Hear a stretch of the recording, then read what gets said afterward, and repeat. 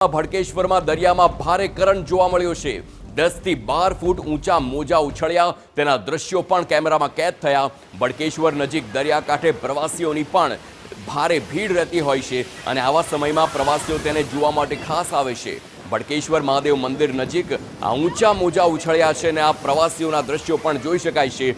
મેઘરાજાની ધમાકેદાર ખંભાળિયામાં બેટિંગ જોવા મળી। શહેરના માર્ગો પર ફરી વળ્યા છે વરસાદી પાણી, જેમાં જોધપુર ગેટ, સોની બજાર સહિતના તમામ વિસ્તાર જ્યાં પાણી ભરાવાની શરૂઆત થઈ ગઈ છે। પરંતુ ભડકેશ્વર પાસે પ્રવાસીઓના જે દ્રશ્યો છે તે ભયજનક છે। આ પ્રકારના દ્રશ્યો જો સર્જાય અને તેમાં વિકટ પરિસ્થિતિ ઊભી થાય તો પ્રવાસીઓને હાનિ પણ પહોંચી શકે છે। આપને જણાવી દઈએ કે જ્યારે વરસાદ દરમિયાન જ્યારે દરિયામાં કરંટ રહેતો હોય છે ત્યારે તંત્ર તરફથી પણ વારંવાર સૂચના આપવામાં આવી છે કે દરિયા કિનારેથી તમામ પ્રવાસીઓને દૂર રહેવું જોઈએ, નહીતર મોટી જાનહાનિ પણ થઈ શકે છે।